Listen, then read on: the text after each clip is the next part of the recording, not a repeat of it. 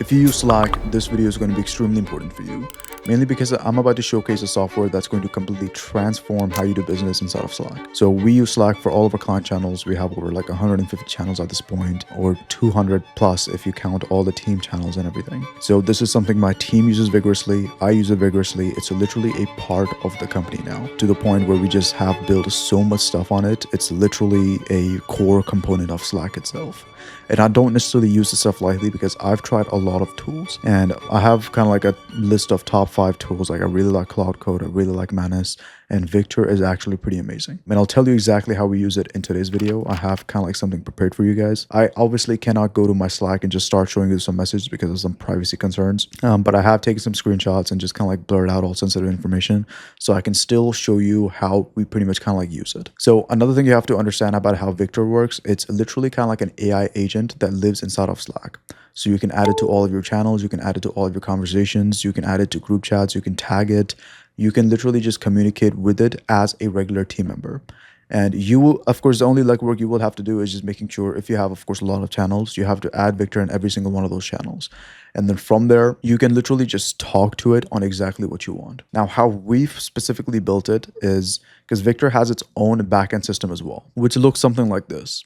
You have the integrations, you have the dashboard, skills, spaces, schedule, task, team, every single thing is over here. And as you can see, you can connect a lot of platforms just by the integration section by itself. And this is extremely important, and this is very powerful because let's say if you have a lot of data inside of Airtable, close, if you want to, of course, connect it as you're, helping with sales or something, or helping your sales team. If you want to connect it with ClickUp, if you want to connect it to like your social media tools, you can literally do this with Viktor and make it even more powerful and useful.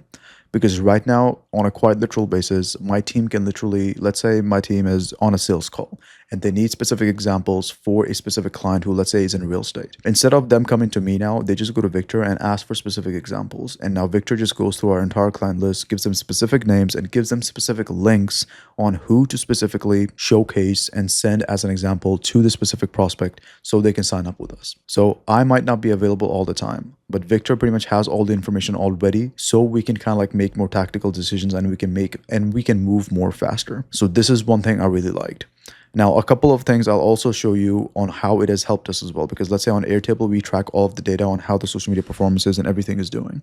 So of course, before Viktor, we would have to just go in there and check how things are doing and then manually report back to or call out somebody whose profiles are not necessarily doing as well. So now what Viktor does is, since it's connected to Airtable, I've created a scheduled task that happens on an automatic basis, which you can do, of course, in scheduled task, or you can just ask Viktor to create that automation for you and then just send it to either you, another one of your team members, or a channel. You can literally specify it that way. So over here, let's use Airtable for example. So let's say Airtable is connected and like Viktor's already a part of Slack, so you can literally take information from Airtable and send it to Slack. So over here I have an example where from pod 1, because our company is divided into pods when it comes to, of course, teams and account managers. I don't want to get into them in this video, but let's say pod number 1 is performing the best because they've had over 400,000 views this week for like new profiles, 200,000 views over here, 70,000 views, 47,000 views, 20,000 views, 15,000 views, and which accounts are slow and which account has 0 uploads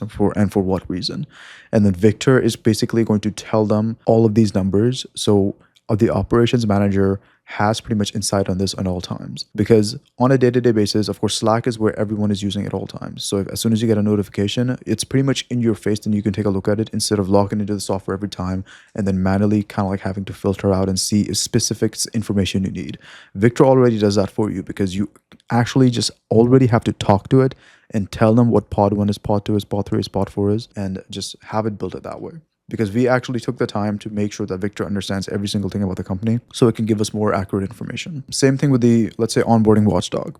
So we had an issue where it was not necessarily an issue, it just required a lot of manual work, where as soon as somebody onboarded and they didn't necessarily book a call, if they didn't book a call automatically, somebody needs to remind them to actually book a call. So we've had certain cases where a client would just sign up with us, didn't book a call, and it has been 2 weeks, 3 weeks, nothing is being done. So we have some automations already pre-built before Viktor where we get notified on who got onboarded and who has kind of like booked a call and who hasn't booked a call. but it sometimes it gets messy, and it's sometimes it's not necessarily the easiest thing to track. So Victor, I just told Victor kind of like what the problem was and what the solution could potentially be, and he just created an onboarding watchdog where as soon as a client comes in, it'll literally log into close, send them an SMS as well alongside the automated email that goes anyways to remind them of the onboarding. And if they still don't necessarily onboard or book the onboarding meeting within the next 2 days, it's going to send them another email. Now, of course, this is something you'll just have to approve because it notifies you. You just have to click on the approve button, which, of course, in my opinion, is way easier than actually tracking who's onboarded, who's not onboarded, going to close, and then sending them an email or SMS. So this makes it extremely simple. And all of the team members, like salespeople, operations people, most of them start using Victor pretty much immediately. And the usage of this pretty much grows day in, day out. Now, I'll also tell you, of course, one of the things that did happen to us while using Victor, which is not necessarily kind of like on Victor, it's more of, just adding in guidelines for the team, is the team started using Victor for just like unnecessary day-to-day stuff. So for example, like, hey, generate me this scripts, do this for me, do that for me. Can you generate this report, that report? So it was just a lot of tasks, and it was just like eating through credits like there was no tomorrow. Like I'm talking about in the thousands at one point. So that is just something you can literally tell Victor as the admin that, hey, add in XYZ block to whenever somebody asks you about this, or just redirect them to some other softwares that we already have for what they specifically need.